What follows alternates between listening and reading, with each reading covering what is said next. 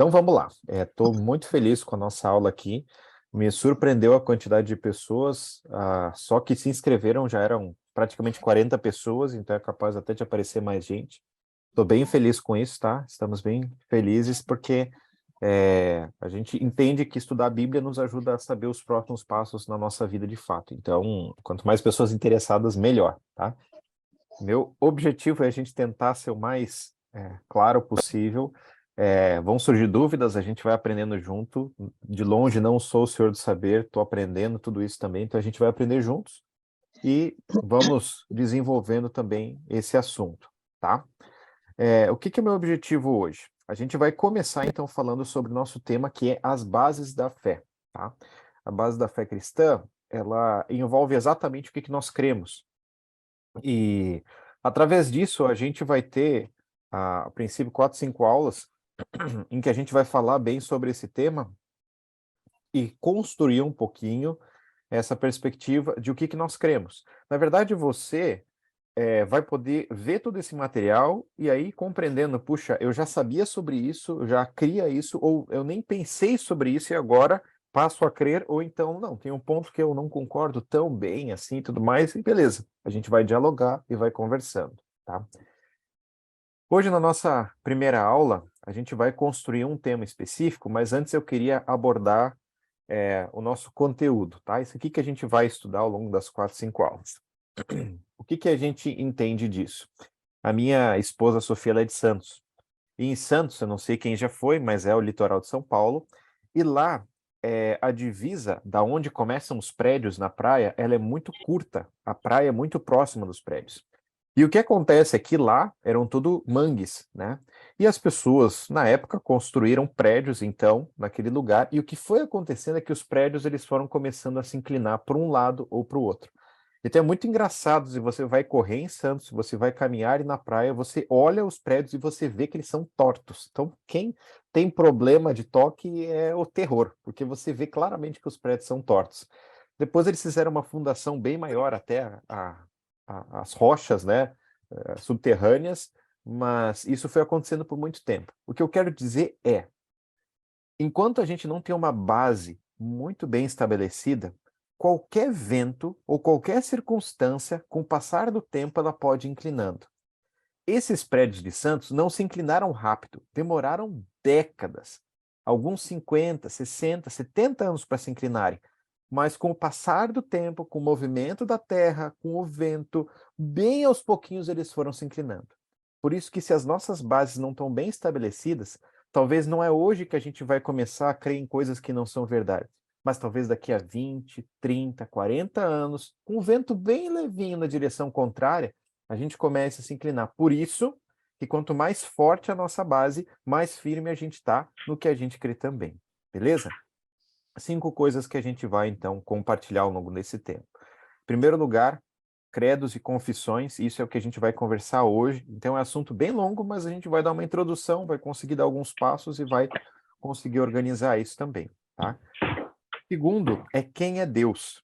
Então, como a gente consegue pensar e como a gente consegue avaliar sobre esse Deus de fato que existe e como ele age na nossa vida. Terceiro, a salvação do homem. Então, como o homem pode ser salvo? O que é a relação do pecado para com o homem, do homem para com o pecado? Quarto ponto, a santificação. Então, o que eu faço a partir da minha salvação? Como é que eu vivo, então, né? Por que eu não subo para o céu depois que eu entreguei a vida para Jesus? Eu ainda estou aqui. E, por fim, igreja e missão. Porque nós, juntos, estamos aqui. E o que nós estamos fazendo aqui, né? Para que nós estamos aqui? Então, basicamente, esses são os temas que a gente vai construindo uma base. A ideia é que nós construamos, então, uma base sólida para que não seja qualquer ventinho que também nos leve para os lados também contrários. Tá bom? Beleza. Chegando aqui, então, na nossa primeira aula, credos e confissões. A primeira coisa que a gente pode, talvez, pensar é por que a gente no mínimo, se questiona sobre credos e confissões.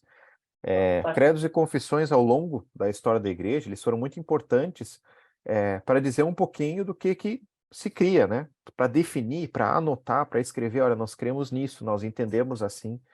Mas por que é importante a gente, talvez, conhecer minimamente esse assunto, né? A verdade é que tem algumas perguntas, eu quero só fazer 3 para você, e a gente poder, através delas, começar a pensar como credos e confissões são importantes. Por exemplo, a primeira pergunta é: Deus é alguém mau que eu preciso ter medo? Ou é alguém bonzinho que eu posso abusar da vontade? Porque são 2 formas de eu ver.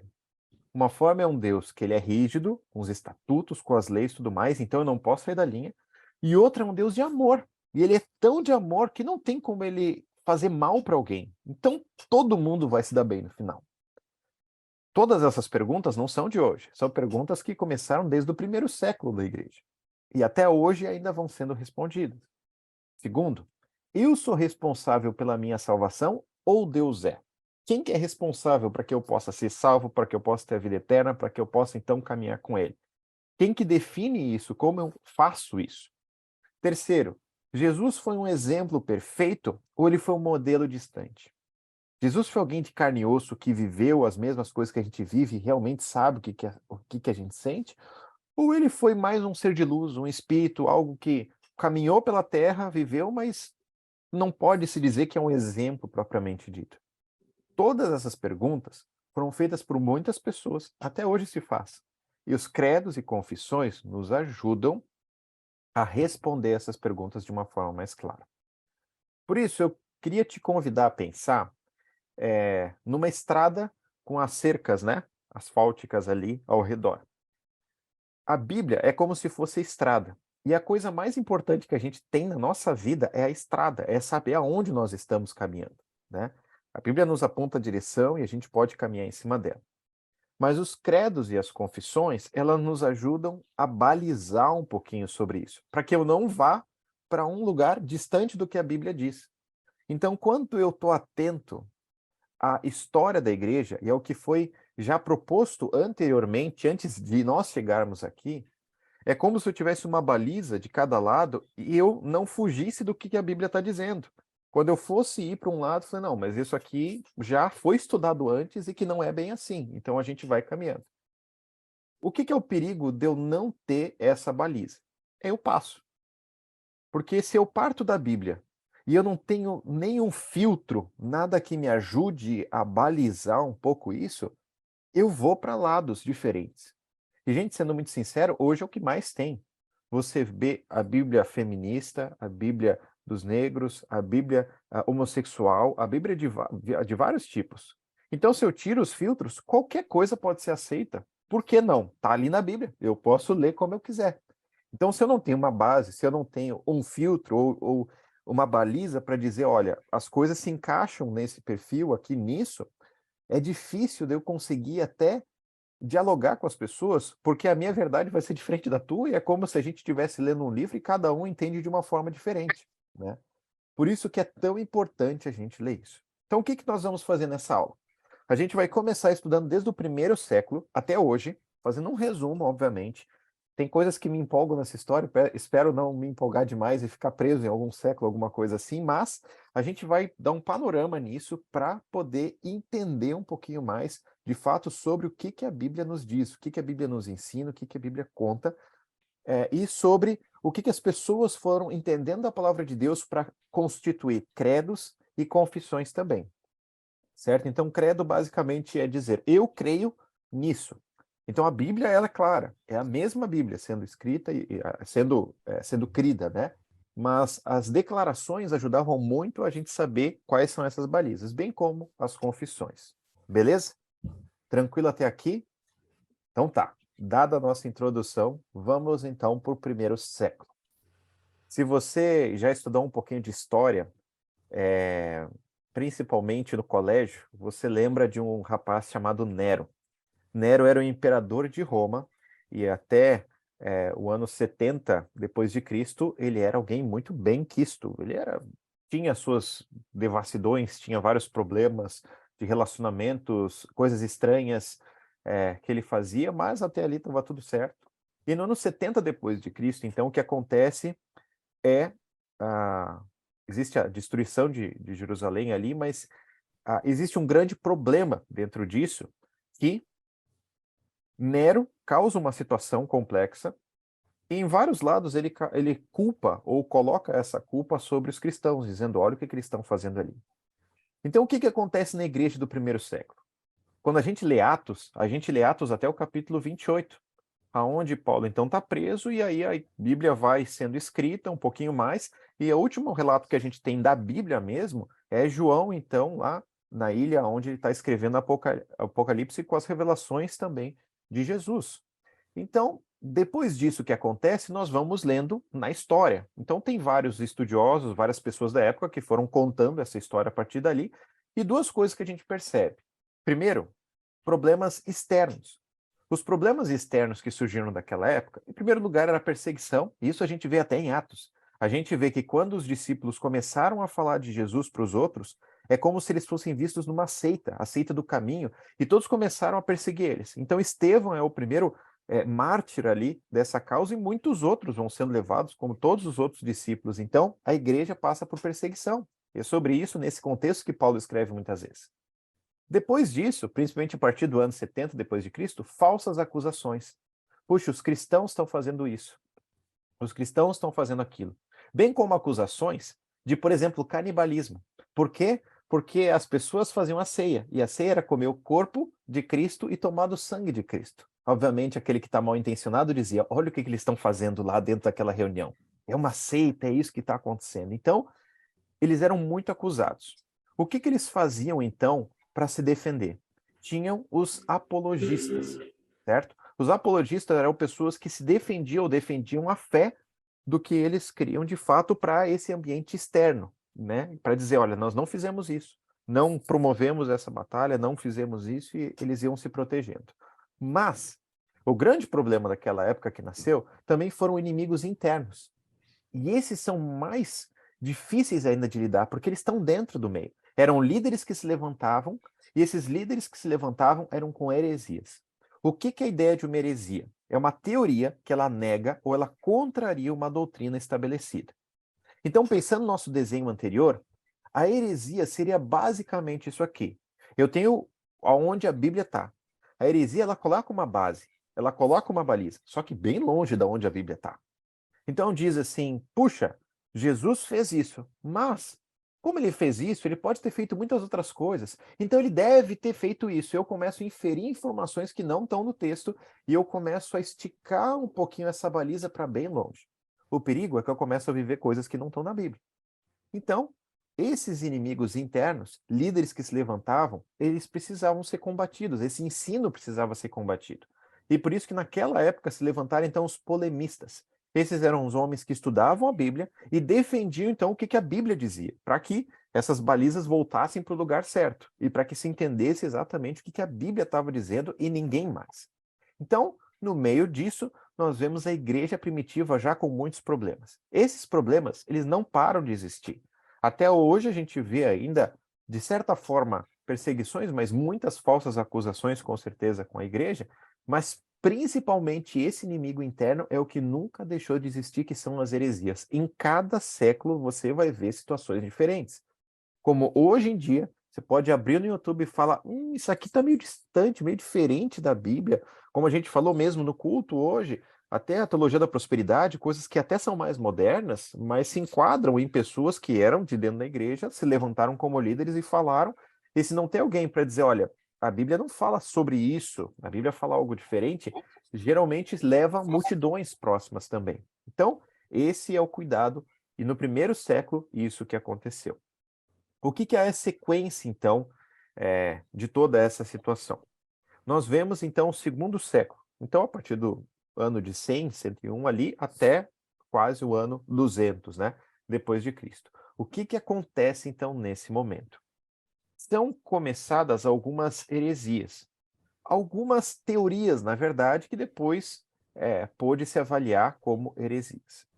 E agora, o que eu quero fazer com vocês é a gente pensar um pouquinho sobre isso antes da gente ler os textos e a gente poder avaliar um pouquinho sobre o que nós cremos também. Porque às vezes a gente vê essas coisas antigas e pensa: puxa, mas eu já ouvi essa linha de pensamento há pouco tempo. Eu ouvi sobre isso há pouco tempo. Então, olha essa primeira vertente: marcionismo. O marcionismo ele nasceu de Marcion, certo? Que era o filho de um bispo de Sinop. Então, ele era igrejado, de certa forma, e ele, entre os anos 140 e 150 depois de Cristo, ele cria então uma teoria. A teoria é: vocês já perceberam que a Bíblia é bem diferente do Antigo e o Novo Testamento? No Antigo Testamento Uhum. parece que é um Deus mau, um Deus que queima pessoas, que é assassino, que ele faz Verdade. coisas difíceis e tudo mais. Vocês já perceberam que acontece isso? Então, talvez a explicação é que o Deus do Antigo Testamento não seja o mesmo Deus do Novo Testamento. O Deus do Antigo Testamento é o Deus Jeová, e até assim que eles falam, né? O Yeshua, o Yehoa, é o nome que se dava para ele. Mas, no Novo Testamento, aparece através de Jesus um Deus diferente, um Deus de amor, um Deus que cuida das pessoas. Então, portanto, a Bíblia fala sobre dois deuses. Um Deus inferior no Antigo Testamento e depois um Deus superior no Novo Testamento. Sendo que esse novo superior, ele completamente elimina o antigo. E assim, nós temos a liberdade agora de lermos só o Novo Testamento. Rasga o antigo, porque tudo aquilo não importa mais. Agora eu vivo pelo Novo Testamento e principalmente eu posso viver de acordo com esse Deus Supremo, certo? Agora, se esse Deus Supremo é um Deus de amor, então quem que vai ser condenado no fim? Porque aquele Deus que condena é inferior. Esse Deus de amor é quem está em vigor. Então, universalismo. Todo mundo vai ser salvo no final. No final, vai dar tudo certo para todo mundo. Certo? Pois é. Esse era o marcionismo. Agora, se a gente parar para pensar, você conhece pessoas que creem assim. Talvez em algum momento da nossa vida a gente pensou algo assim. Talvez a gente mesmo pensou, mas é verdade, o Antigo Testamento é complicado, né? Eu mesmo não sei explicar. Não devia estar lendo mesmo. Talvez faça sentido, mas calma. A Bíblia defende-se a si mesma. Olha dois textos, então. Primeiro texto, 2 Timóteo 3,16. Toda a Escritura é inspirada por Deus, toda, do Antigo ao Novo Testamento. É inspirada, soprada. Deus usou pessoas para que a sua palavra fosse dita, para o ensino, a repreensão, a correção e para a instrução na justiça, para que o homem de Deus seja apto e plenamente preparado para toda boa obra. Olha que texto que é claro, simples, é só um, mas já nos ajuda a gente poder entender isso de várias formas diferentes, e já nos ajuda a gente poder criar uma convicção um pouquinho mais clara dentro disso. A palavra de Deus, ela é uma só. E ela não é dividida em partes que são melhores ou maiores. É um contexto só em que Deus está construindo progressivamente a sua história. Então, esse texto já nos mostra que essa questão de Marcião não estava tão correta. Segundo texto, Lucas 24, 26. Nesse texto, Jesus chega para dois discípulos depois da sua morte. Ele já tinha ressurreto, mas ninguém sabia que ele tinha ressuscitado ainda, não tinham percebido. E ele então encontra esses discípulos no caminho de Emaús e olha o que ele diz: não devia o Cristo sofrer essas coisas para entrar na sua glória? E começando por Moisés, o Antigo Testamento, e todos os profetas, Antigo Testamento, explicou-lhes o que constava a respeito dele em todas as Escrituras. Porque o Antigo Testamento ele mostra uma revelação de Jesus progressiva, está contando sobre quem um dia viria para resgatar o povo de todo esse sofrimento. Então, sim, a Bíblia é uma só, o Antigo Testamento ele é importante, mas se nós não criamos uma confissão, um credo, algo que defina isso, é muito fácil alguém dizer que posso pensar diferente de você e tudo bem, e ter uma corrente de crenças através disso. Segunda crença da época, gnosticismo. O gnosticismo ele nasceu em várias regiões ali, até na época em que os discípulos ainda viviam. Então, Paulo combateu muito o gnosticismo, mas olha o que dizia. Saturnino, na Síria, e Basílides, no Egito, foram talvez os principais organizadores dessa ideia, mas gnosco, no grego, significa conhecimento. Então, o que eles entendiam? Conhecimento é a chave para a salvação. A matéria é má, ou seja, o meu corpinho é podre, é sujo. Então, eu preciso ter um intelecto e o que eu faço com o meu corpo é problema meu. Vai ser condenado mesmo? O corpo vai ser condenado? Não vai? Então, se o meu intelecto está adequado, o meu corpo tanto faz. Então, eles iam para orgias, faziam tudo o que queriam, porque o corpo não importava. Importava era a mente. E assim, Muitas vertentes deles, do gnosticismo, acreditavam que o corpo de Jesus, de fato, não era físico. Era uma imagem aparente a ser física. Assim, se era aparente, então ele mesmo não viveu as coisas que nós estamos vivendo. Por isso que ele não pecou. Agora, nós temos nosso pecado aqui, então podemos pecar à vontade. Você imagina as consequências disso. Agora, olha esses dois textos que a gente vê na palavra de Deus combatendo um pouco dessa crença ou dessa história que era levantada. Primeiro lugar, Hebreus 2,14. Portanto, visto que os filhos são pessoas de carne e sangue, ele também participou dessa condição humana, para que por sua morte derrotasse aquele que tem o poder da morte, isso é, o diabo, e libertasse aquele que durante toda a vida estiveram escravizados pelo medo da morte. Pois é claro que não é a anjos que ele ajuda, mas aos descendentes de Abraão. Por essa razão, era necessário que ele se tornasse semelhante aos seus irmãos em todos os aspectos, inclusive carne e osso, para se tornar sumo sacerdote, ou seja, o representante legal, misericordioso e fiel com relação a Deus e fazer propiciação pelos pecados do povo. Jesus era humano, 100% homem. E nós precisamos, através disso, entender que, de fato, o gnosticismo não fazia sentido. Segundo texto, Hebreus 4:12. O que eles criam é que o conhecimento, e conhecimento de algo secreto, de algo maior, algo místico, ia revelar então tudo o que eles precisavam. Agora, olha o que Hebreus 4:12 diz. Pois a palavra de Deus, ela é viva e eficaz, mais afiada que qualquer espada de dois gumes. Ela penetra até o ponto de dividir alma e espírito, juntas e medulas, e julga os pensamentos e a extensão do coração.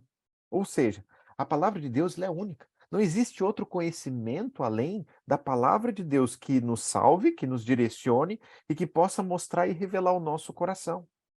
Agora, percebe que se a gente tem esses textos na ponta da língua, é fácil a gente defender o que nós cremos. Se nós não temos esses textos, qualquer pessoa que hoje mesmo diz algo sobre isso vai agir diferente. E você conhece pessoas que são cristãos nominais. Você conhece pessoas que dizem: não, eu acredito em tudo isso, Jesus é alguém bom, eu faço isso, então com certeza ele vai ser bonzinho comigo algum dia. E essa crença não está fundamentada na palavra, está fundamentada em algo que se ouviu. Por isso que é importante a gente entender como desde o começo essas teorias, essas heresias foram combatidas para que hoje a gente pudesse entender de fato o que a Bíblia nos diz e o que nós cremos também a partir disso. Muito bem. Dando sequência, então, a gente entra no terceiro século.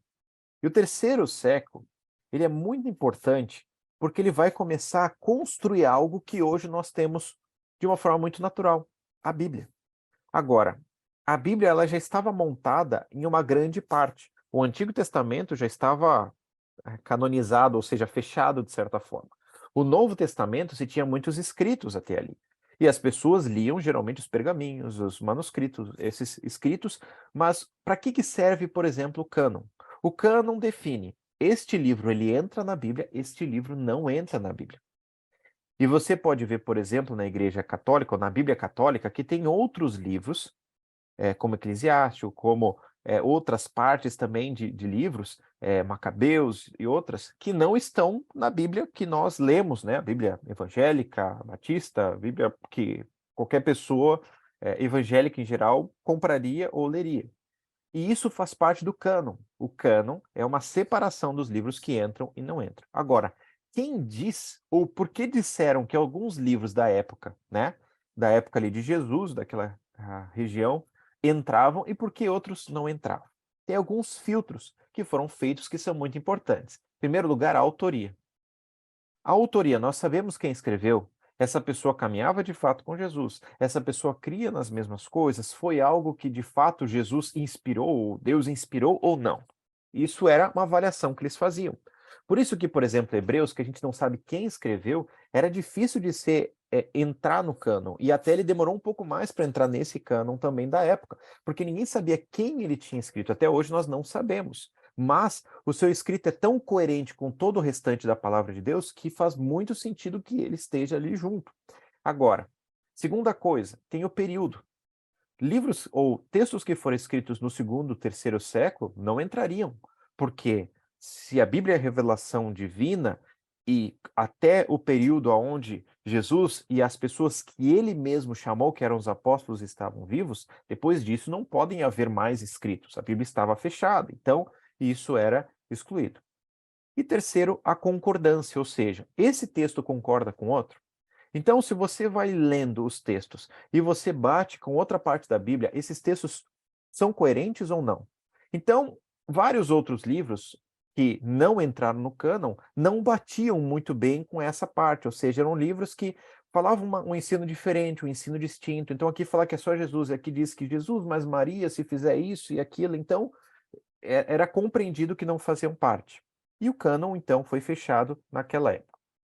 Segunda coisa que também foi estabelecida foi talvez o primeiro credo, a primeira crença fundamentada estabelecida pela igreja. Por que esse credo, ele, de certa forma, significa ou é chamado de credo apostólico?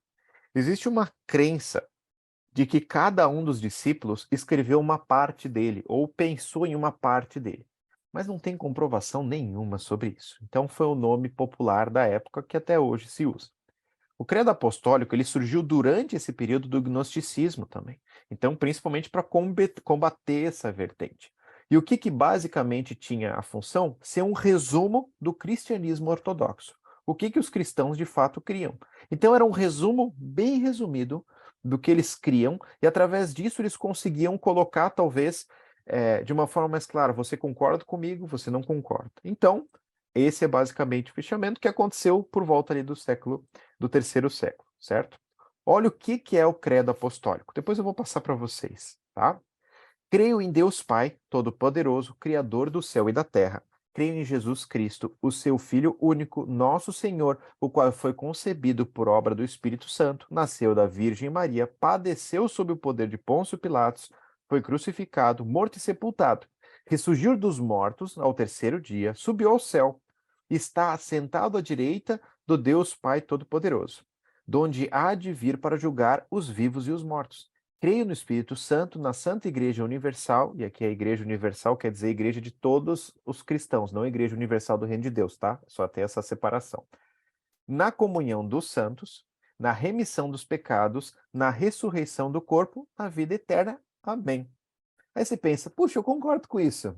Mas em que texto que está da Bíblia isso? Então, não tem um versículo da Bíblia isso. Isso é uma junção de vários textos, de várias coisas, e esse é o credo apostólico. E se hoje você pensa, puxa, tem muita coisa disso que eu concordo, ou concordo com tudo isso, exato, é porque houve um credo lá no terceiro século que foi estabelecido e que, com base nesse credo, nós balizamos um pouquinho do que nós cremos e nos ajuda. Ele é um limite. Os credos não são maiores do que a Bíblia. Como a baliza não é mais importante do que a rua, a estrada. Agora, eles nos ajudam a limitar e a entender de fato o que nós cremos. Então, nesse período, nessa época, o credo apostólico ele foi fundamentado para que as pessoas pudessem entender de fato o que criam, tá? Deixa eu só parar aqui rapidinho para eu vi que teve mais gente entrando também, sejam todos muito bem-vindos. E eu só vou fazer uma outra lembrança aqui, tá? A gente tem um grupo do Whats, certo? Em que eu vou passar o link das aulas, passar todo o material também. Então, se você ainda não faz parte do link do Whats, tá?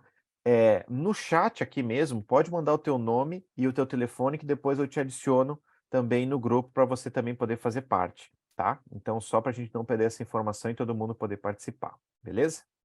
Maravilha. Então, vamos seguir. A partir do cânon e a partir desse credo, né, apostólico, o que acontece é que, de várias formas possíveis, as pessoas começavam a ter um pouco mais de confiança no que criam. Então, a igreja começou a se fundamentar. Lembra que haviam inimigos externos, havia perseguição até aqui, e havia também falsas acusações. Então, tudo muda. E é quando a gente entra no quarto século. Um imperador romano chamado Constantino, ele participa de uma batalha em 313 depois de Cristo, a batalha da Ponte Milvio. E em meio àquela batalha ele tem uma visão. E nessa visão ele vê uma cruz. E nessa cruz havia um sinal e ele ouve essa voz: com esse sinal vencerás. E então, vendo aquela cruz, ele vence aquela batalha. Esse símbolo que vocês estão vendo é o símbolo da ordem, né, de tudo que Constantino fazia de fato. Tem um nome específico que eu não lembro, não lembro o nome desse símbolo, mas era o símbolo que ele utilizava em meio a tudo isso. E o que acontece é, que lembra comigo, a igreja passava por perseguição, a igreja estava sofrendo, e de repente, esse homem, ele vence uma batalha dizendo que é pelo sinal da cruz. Agora, se de fato Constantino se converteu ou não, a gente não sabe. Mas sim, ele mudou. Ele mudou várias coisas. Coisas para bem e coisas para mal, mas ele mudou várias coisas. O cristianismo era muito mal visto por todos. Os cristãos eram perseguidos. Naquele momento, depois de ele vencer essa batalha, o que ele diz é: agora o cristianismo não está mais proibido. Aliás, ele está incentivado. De tal forma que depois do seu reinado, Teodósio I, que foi o próximo imperador, ele colocou o cristianismo como uma religião oficial. Todos eram obrigados a ser cristãos. Agora, imagina o que acontece nessa época. Tem muitos templos pagãos, certo? E agora, templos pagãos eram um templo para os deuses pagãos, para Afrodite, para Zeus e para vários outros. O que Constantino então disse? Nós somos cristãos agora, não podemos ter templos pagãos. O que vocês vão fazer então? Pois bem, o que aconteceu então? Vamos tirar um templo de Afrodite e vamos fazer então um templo para Maria. Está na Bíblia. Então vamos começar a cristianizar as coisas. Vamos tirar aqui o de Zeus e agora vamos fazer o templo do Senhor. Vamos tirar esse templo aqui para outro Deus então e vamos colocar então para Pedro. Então você consegue ver o início do nascimento da Igreja Católico-Romana. Desse princípio ali foi que começando.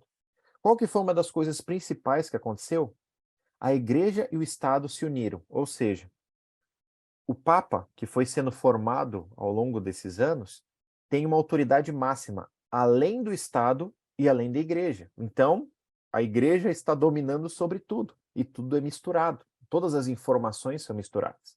Por isso, a gente não sabe se Constantino de fato foi legítimo na sua conversão, a gente sabe que coisas mudaram. Coisas mudaram, a Igreja Católico-Romana foi formada a partir dessas, ou em decorrência desses acontecimentos, e ali a gente vai vendo muitas coisas mudando. Então, aquele que era cristão e que antes tinha que se esconder para poder se reunir, agora era incentivado. Tinha muitos que achavam naquela época que já estavam vivendo um milênio. Porque agora o cristianismo podia estar vivendo em qualquer lugar, não era mais escondido, era declarado. Você denunciava se alguém não fosse cristão. Olha como é que o jogo virou. Olha o contrário que aconteceu. Então, isso era o que estava acontecendo. E nesse momento também, lembra como a gente falou do início? Sempre houveram heresias, continuavam havendo heresias. As heresias aconteciam e, por isso, concílios foram levantados. Os concílios eram reuniões levantadas pelos próprios imperadores, para que a igreja não tivesse um problema de unidade. Porque imagina, haviam os cristãos ortodoxos, aqueles que já estavam caminhando com Jesus, passaram pela perseguição, e agora houveram os entusiastas, ou os obrigados a serem cristãos. Esses criam coisas diferentes desses. Então, esses levantavam coisas contrárias. Então, o imperador fazia um concílio, uma reunião para definir o que a Bíblia fala então sobre esse tema. O que foi muito bom. Existem mais de 20 concílios que foram feitos ao longo da história da igreja, mas ajudaram a balizar de alguma forma algumas coisas. Então, eu quero falar só sobre dois nesse momento. Primeiro, o concílio de Nicéia. Esse concílio, ele entrou numa heresia, ou por causa de uma heresia, que se chamava arianismo. O arianismo ele cria que Jesus foi uma criatura de Deus, a primeira criatura de Deus, ou seja, Deus criou Jesus e através disso, então, ele era humano e fez todas as coisas que ele fez. Só que o problema disso é que se Jesus foi criado por Deus, ele não é Deus. Então, ele não tem como pagar o mesmo preço dos pecados, ele não tem como resolver o problema dos nossos pecados, ele é uma pessoa, certo? É uma pessoa importante, talvez a mais importante de todas, mas é uma pessoa. A grande dúvida, a chave que tinha de pergunta naquela época é se Jesus Cristo foi criado ou gerado, e tem muita diferença. Gerado quer dizer que é da essência de Deus. Criado quer dizer que Deus o criou em algum momento. Então ele tem um início e provavelmente teria um fim. Agora, dentro disso, o Concílio de Nicéia em 325 foi feito.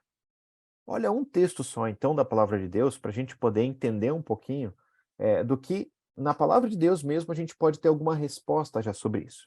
Colossenses 1, 15, ele diz assim: Ele, Jesus, é a imagem do Deus invisível, o primogênito de toda a criação. E talvez arianismo, o ário, ou o arianismo em si, se baseava até nesse texto de primogênito, pensando, então, ele foi o primeiro a ser criado. Mas calma, primogênito aqui nesse texto não está falando sobre primeiro a ser criado, mas está falando sobre primeiro importância, a primazia, o mais importante. Até porque a gente tem que ler a continuação do texto. O primogênito de toda a criação, pois nele foram criadas todas as coisas no céu e na terra, as invisíveis e as visíveis, sejam tronos, sejam soberanias, poderes ou autoridades, todas as coisas foram criadas por ele e para ele. Então Jesus é Deus. Então Jesus é quem ele diz ser. Então, Ario não estava correto, e esse concílio então fundamentou isso. Quer ver um segundo concílio, um pouquinho posterior, 451 depois de Cristo, da Calcedônia. O que é essa ideia de união hipostática? Ou o que é a ideia que se levantava na época? Por exemplo, havia o docetismo. O docetismo cria que Jesus, de fato, não tinha encarnado em forma humana, tinha só uma aparência humana, como a gente viu outras vertentes antes. Então, a matéria é intrinsecamente má. O que é a ideia de união hipostática? Jesus é ao mesmo tempo Deus e ao mesmo tempo homem. Só que é difícil a gente entender como é que alguém pode ser 100% uma coisa e 100% outra. Só que quando a gente olha a palavra de Deus, é exatamente isso que ela diz. Olha comigo João 1,14. Aquele que é a palavra, está se referindo a Jesus aqui, tornou-se carne e viveu entre nós. Vimos a sua glória, glória como do unigênito vindo do Pai, cheio de graça e de verdade. Ou seja, aquele que é a palavra, aquele que pela palavra, então, formou todas as coisas, esse próprio Deus encarnado, Jesus, viveu em carne e osso no nosso meio. Assim, o que é a resposta para o docetismo? Sim, Jesus é 100% homem e 100% Deus. Teve todas as atribuições de um homem e todas as atribuições como um Deus. Essa é a percepção que na nossa matemática não fecha, mas exatamente o que a Bíblia conta. Então, o Concílio de Calcedônia estabeleceu então esse termo da união hipostática, que é essa junção Deus-homem. Ele é 100% ambas as partes. Muito bem.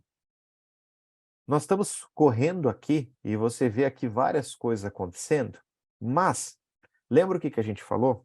A primeira coisa é que o povo era proibido, né? Os cristãos eram proibidos de exercer a sua vida cristã. Agora eles eram incentivados. Agora não era só incentivados, mas eles eram quem ditava isso. Só que a consequência disso, ao longo desses anos, foi levando ao seguinte: o 10º século ali, o que acontece na época é, existem algumas crenças, e essas crenças começam a ficar mais perigosas com o passar do tempo. Primeira coisa que a gente percebe nessa época é, Deus já não era mais o único objeto de culto. Lembra que eu falei dos templos? Então você levanta um templo, que era de Afrodite, agora é de Maria. Então, por que não pode ser adorada também? Você levanta para outros santos também, você começa a fazer outras coisas diferentes, então é Deus mais outros. Deus é um objeto de culto, mas não o único. Então se fazia missa, se fazia culto, se fazia intercessões para outras pessoas também, e não somente a Deus. Ele está um ali. Segunda coisa, os santos e a Virgem Maria parecia que demonstravam mais amor e simpatia para com os homens do que com Deus, do que Deus. Ou seja, as pessoas intermediavam suas orações, suas conversas para Deus, antes de ser para Deus, agora eram direto para santos, direto para Maria. E nesse momento eu não quero entrar em nenhuma polêmica ou criticar qualquer pessoa, talvez, que teve uma vida ou que até hoje talvez tenha um caminhar na Igreja Católica, porque o nosso objetivo é que a gente olhe a palavra de Deus. E o meu incentivo para você é, olha o que a palavra de Deus diz, e é os textos que a gente vai abrir. Então eu não quero falar mal de pessoas, eu quero aprender junto contigo da palavra de Deus. Então, nesse momento, olha o que a gente percebe. Já não era mais Jesus o intermediário, não era direto a Deus que as pessoas conversavam, mas tinham outras. Por fim, Maria estava em um lugar de destaque entre os santos, sendo imaculada, sendo Conceição, então tendo todas essas atribuições. Vamos olhar então para a Bíblia. O que a Bíblia diz sobre isso? Em primeiro lugar, 1 Timóteo 1,17. Deus já não era o único objeto de culto. Mas olha o que a Bíblia diz. Ao Rei eterno, o Deus único, imortal e invisível, sejam honra e glória para todos sempre. Amém. O Deus único. Não existe outro Deus a quem a gente precise prestar culto ou a gente possa levantar de fato a nossa adoração. É só esse Deus. A Bíblia fala que só existe um Deus. Segunda coisa, aqueles que intermediam, aqueles dos quais demonstravam mais simpatia em direção às coisas que as pessoas precisavam. Olha o que diz João 14:6. Respondeu Jesus: Eu sou o caminho, a verdade e a vida. Ninguém vem ao Pai a não ser por mim. Ou seja, o que Jesus mesmo diz sobre si na palavra é que ele é o único caminho, ele é o único intermediário. Ninguém mais pode nos fazer levar ou pode nos aproximar de Deus se não for esse Jesus. Então, isso é importante da gente entender porque ele mesmo falou sobre si. Por fim, Maria estava em um lugar de destaque entre os santos. Pois é, olha o que diz Lucas 2:22. Aqui é quando Jesus nasce. E quando Jesus nasce, 8 dias depois, existe a parte dele ser circuncidado e tudo mais, mas existe um período de 33 dias da mulher ser purificada daquele período, né, de ter o parto, então. E olha o que diz Lucas 2:22. Completando-se o tempo da purificação deles, ou seja, de Jesus e de Maria, de acordo com a lei de Moisés, José e Maria o levaram a Jerusalém, levaram Jesus, né, a Jerusalém para apresentá-lo ao Senhor. Ou seja, Maria não era imaculada, porque ela participou também da purificação como qualquer outra mulher participava. Foi uma mulher especial chamada por Deus, mas era uma mulher. Então, é o que a Bíblia diz, e a gente está avaliando só o que a palavra de Deus diz nesse momento. Séculos se passam. E o que acontece é que cada vez mais havia mistura de coisas que se criam.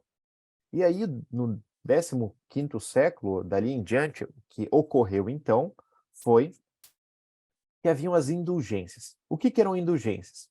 Eram, de certa forma, uma resposta corrupta para que as pessoas que se convertiam, mas continuavam pecando. Então a ideia é, como eu posso absolver esses pecados? Existe até uma frase triste da época que era, quando uma moedinha cai dentro da caixa de ofertas, uma alma sobe lá para o céu. Então, se você paga, você sobe. E as indulgências tinham a ver com isso. Eu vou ler só uma dessas frases que haviam na época, que é assim, ó: para cada pecado de luxúria cometido por um leigo, a absolvição custará 27 libras e um soldo. Ou seja, é um investimento. Você avalia, eu quero pecar. Vale a pena esse pecado? Eu vou fazer um outro então que custa menos. E assim as pessoas iam fazendo. O que acontece então nesse momento? O que acontece é a Reforma Protestante. 1517, ou seja, no 16º século, na sequência disso, Martinho Lutero, então, ele estabelece, então, as 95 teses, mas ele forma, então, essas 5 bases do que a Bíblia fala e fundamenta, então, a Reforma Protestante, que até hoje nós lemos a Bíblia com esse filtro, ou com essa base também, tirando todo aspecto de indulgências da época, tirando qualquer coisa que tinha até ali, então. Então, olha as características dessa vertente, ou do que, então, Martinho Lutero propõe. E Martinho Lutero era alguém que também fazia parte, não do clero, mas era um eclesiástico ali daquela época, e ele começa a estudar a Bíblia e ele fala, a Bíblia não fala sobre indulgências, a Bíblia não fala sobre isso. Então, ele estabelece esses 5 pontos da reforma que ajudam, então, de fato, todos a fundamentar um pouquinho mais esse tema. Em primeiro lugar, somente a fé. A fé, e é pela fé que nós somos salvos, não pelo dinheiro, não pelas indulgências. Olha o que Romanos 5:1 diz. Tendo sido, pois, justificados pela fé, nós temos paz com Deus, por nosso Senhor Jesus Cristo, por meio de quem obtivemos acesso pela fé a essa graça na qual estamos firmes e nos gloriamos na esperança da glória de Deus. Segundo, somente a Escritura, nenhum outro texto. É isso que a gente leu antes. Toda a Escritura é inspirada por Deus, útil para ensino, para repreensão, para correção, justiça, tudo isso é a Bíblia, nenhum outro livro, como tantos outros que eles usavam naquela época. Terceiro, somente Cristo e mais ninguém. O papado foi instituído também naquele período, ou na sequência disso, e o problema era que o Papa dizia ali, então, era estabelecido para todos. E o que está dizendo é Jesus é o único intermediário nosso para com Deus. Esse é o texto que nós lemos, Jesus é o caminho, a verdade e a vida. Somente pela graça. Vocês não são salvos pelas obras, mas pela graça. Efésios 2, 8 e 9 diz: pois vocês são salvos pela graça, mediante a fé em Cristo Jesus. Isso não vem de vós, é dons de Deus. Não por obras para que ninguém se glorie. Eu não sou salvo por ser bonzinho, porque eu não sou, porque nós temos pecado. Nós somos salvos pela graça. E a graça é um favor imerecido. Por fim, glória somente a Deus, a ninguém mais. Apocalipse 4:11 diz: tu, Senhor, e Deus nosso, és digno de receber a glória, a honra e o poder, porque criaste todas as coisas, e por tua vontade elas existem e foram criadas. Olha o estabelecimento, então, de tudo isso até aqui. Essa é a Reforma Protestante. Então, tem mais de 500 anos hoje, e é uma base da qual nós fundamentamos muito do que nós ensinamos, do que nós vivemos hoje também, em meio a tudo aquilo que estava sendo pregado contrário. Isso reformou, então, a forma da igreja de poder avaliar as coisas. Muito bem. Agora vamos entrar em tema bem levinho, né? Arminiano e calvinista. Tema leve. Vocês já jantaram? Não? Então tá bom. 16º século, certo? E 17º, praticamente. O que acontece é, em sequência ou em consequência da reforma, foram havendo mais vertentes cada vez. Talvez as duas principais vertentes que foram criadas a partir da reforma são essas. O calvinismo nasceu em 1536 com Calvino, né, João Calvino, e o arminianismo com Armínio em 1610. Então era uma resposta ao calvinismo. Cada um tem vários pontos, tem várias avaliações, são materiais grandes. Aqui é o resumo dos 5 pontos de cada um. Eu quero só explicá-los rapidamente, explicar algumas coisas dentro disso, e também nessa matéria a gente vai estudar mais coisas sobre isso, mas só para dar um gostinho sobre isso. Em primeiro lugar, o que o arminianismo acredita? Capacidade humana, ou seja, todos os homens são pecadores, mas livres para aceitar ou recusar a salvação que Deus oferece. Eu posso ser bom, posso não ser, posso aceitar, posso não aceitar. O que o calvinismo entende? Depravação total. Todos os homens nascem depravados, incapazes de se salvar ou escolher o bem. Pelo meu pecado, eu não consigo nem escolher o bem. Segunda característica, eleição condicional, ou seja, Deus elegeu os homens que ele previu que teriam fé em Cristo. Aquelas pessoas que talvez já estavam se direcionando ou se direcionariam, então ele elegeu. O que o calvinismo acredita? Eleição incondicional. Deus escolheu dentre todos os seres humanos decaídos um grande número de pecadores por graça pura, sem méritos. Terceiro, expiação ilimitada. Cristo morreu, arminianismo, né? Cristo morreu por todos os homens e não somente pelos eleitos. Calvinismo, Jesus Cristo morreu na cruz para pagar o preço do resgate somente dos eleitos. Quarto ponto, do arminianismo, graça resistível. Os homens podem resistir à graça de Deus e não serem salvos. Se ele chega, eu posso não aceitar. Graça irresistível, se a graça me alcança, ela é irresistível. Eu vou aceitar sendo eleito. Por fim, eu posso, no arminianismo, decair da graça, eu posso perder a salvação. Agora, para o calvinismo, todos os eleitos vão perseverar até o fim, até chegar no céu. Muito bem. Aí você pergunta, tá bom, Samuel, e por que a gente não prega sobre isso na Igreja Batista Conde? Por que não está essas teses então formadas? Por que a igreja não se define? Pois bem, todo credo, toda confissão nos ajuda muito a nós avaliarmos e balizarmos, mas esses credos não são a Bíblia. Nos ajudam e são filtros para lermos a Bíblia, mas não são a Bíblia. Portanto, Calvino não era Jesus e não estava ali na Bíblia, nem Arminio. Nós precisamos entender a Bíblia por ela mesma. Pessoalmente, o meu caminhar, e até como igreja geralmente nós caminhamos, nós tendemos um pouco mais para a visão calvinista, mas nós não somos fechados em tudo e tendo todas essas meandros, todos esses detalhes. Nós temos uma tendência nisso, mas tudo é avaliado, tudo é pensado, tudo é estudado também com isso. E nós vamos estudar mais sobre isso nessa matéria. Você vai poder também construir uma avaliação sua. Por fim, para a gente ir para o nosso tempo de perguntas agora também, o que aconteceu em decorrência disso é do 17º século até praticamente hoje. E eu quero dar alguns exemplos disso e como a igreja foi se formando e foi crendo em mais coisas cada vez.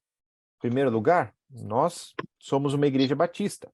A igreja batista, sua confissão fundamental em Londres, ela foi em 1689 depois de Cristo. Então, já se fazem 400 anos para mais. Então, esse período vai já sendo organizado. Se você entra no site da Convenção Batista, lá está escrito a Confissão Batista, do que nós cremos. Então, ali você entende por que nós batizamos pessoas não como crianças, mas como adultos, ou pessoas que já entendem sobre a salvação. Por que nós apresentamos as crianças, não batizamos elas? Por que nós fazemos o que fazemos? Como nós funciona a nossa forma de governo? Então, enfim, tudo isso. Também houve, por esse período um pouco antes até, a Confissão de Westminster, né, que o presbiteriano então segue. Então ali também está explicado porque eles batizam crianças, porque acontece isso, porque acontece aquilo. Por volta de 1906 ali começou o pentecostalismo e com isso também algumas confissões, então seja Assembleia de Deus, seja algum outros igrejas também foram se fundamentando e foram se organizando as suas confissões. E atualmente, e eu digo ali 1970, mas existem neste ano ainda várias confissões sendo formadas. Então, o neocalvinismo, por exemplo, é uma delas, que começou uma origem ali nos anos 70, mas até hoje tem coisas novas surgindo, bem como várias outras vertentes. O que eu quero dizer é que isso não parou até hoje. E, de novo, filtros nos ajudam a estudar, mas nós precisamos sempre ter a base como a palavra de Deus para a nossa fé, e através disso a gente ir avaliando e compreendendo de fato o que é falado. Muito bem. Corremos e terminamos então quase 8 em ponto.